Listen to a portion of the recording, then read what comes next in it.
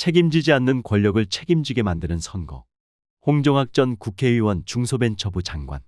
중대재해가 반복적으로 발생할 때 기업뿐 아니라 기업의 경영 책임자를 처벌할 수 있다.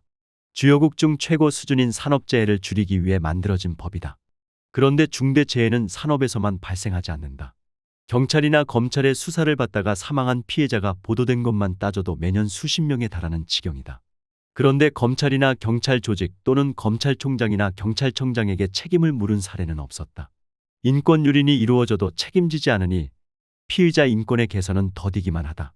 산업재해는 중대재해처벌법이라는 고육책이라도 마련했으나 권력기관의 인권 유린에 대해서는 아무런 대책이 없으니 앞으로도 같은 일이 반복될 가능성이 높다. 검찰의 선택적 기소 문제는 더욱 심각하다. 중대한 범죄를 저질렀는데도 검찰이 기소하지 않으면 처벌받지 않는다. 대통령 부인이 주가 조작에 연루되었고 공범들은 모두 처벌받는 중대 범죄가 만천하에 드러났어도 기소는커녕 소환조사 한 번 하지 않는다. 정적의 자녀에 대해서는 인턴 시간이 부족하다고 가혹하게 처벌하면서 대필한 논문을 실적으로 제출한 검사의 자녀에 대해서는 조사조차 하지 않는다.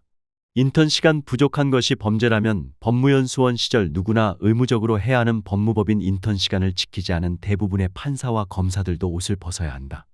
이처럼 어처구니 없이 불공정한 선택적 기소에 대해 법원은 영장을 남발하고 처벌을 선고하여 선택적 기소를 조장하고 있다. 공정한 법 집행을 책임지고 있는 대법원이 잘못된 기소에 대해 문제를 제기했다는 이야기는 듣지 못했다. 이처럼 정의롭지 않은 사법 권력은 아무런 처벌을 받지 않는다. 사법부에 대한 불신은 민주주의 발전을 저해하는 커다란 장애 요인이다. 선거철에 뜬금없이 대파가 고통받는 민생을 대변하는 상징이 되었다. 그런데 사실 물가를 책임지는 공식 기구는 한국은행이다. 한국은행법 1조는 한국은행이 물가 안정을 책임지는 기관으로 명시하고 있다. 그럼에도 물가에 책임을 져야 하는 한국은행을 비판하는 목소리가 없는 것이 한국의 현실이다.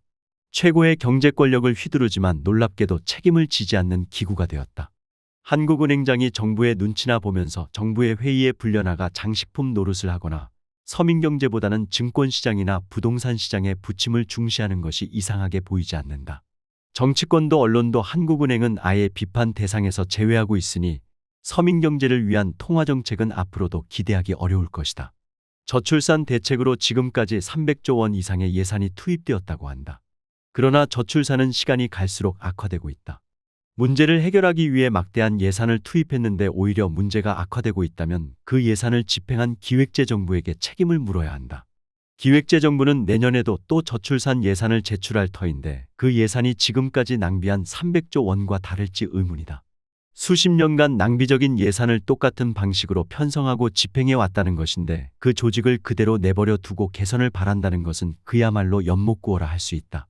이렇게 보면 한국의 최고 권력기구들은 대부분 책임지지 않고 간섭받지 않는 절대 권력이 되었다. 선출되지 않는 권력들이 자기들만의 성역을 구축하고 조직의 이익만을 추구하며 자의적 권력을 행사하며 민주주의의 장애 요인이 되었다. 삼권 분립에 의해 이러한 권력기구들을 감시하고 개선해야 하는 책무가 있는 국회가 자신의 책무를 다하지 않는 탓이다. 국회가 정부와 사법기구가 권한에 맞는 책임을 지는 구조를 만드는 입법을 하고 그를 감시하고 감독하는 기능을 소홀히 한 탓이다. 책임을 묻는 것이 중요한 것이 아니라 책임지고 목표를 달성할 수 있는 구조를 만드는 것이 중요하다.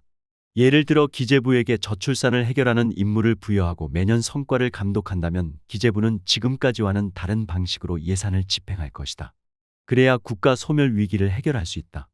공식적인 책임은 없더라도 권력의 문제를 밝혀 비판하는 중요한 기구가 언론인데 한국의 언론은 이 책무를 망각하고 권력의 시녀로 전락했다. 앞서 지적한 책임지지 않는 권력의 사례를 심도 있게 다룬 언론은 보지 못했다. 국가 소멸 위기를 맞은 국가에서 선거를 치르고 있다면 언론은 당연히 각 정당에게 어떻게 문제를 해결할 것인지를 묻고 평가해야 한다. 언론이 공론의 장을 만들어 각 정당의 해법을 촉구하고 더 나은 해법을 찾아가는 이정표 역할을 해야 한다.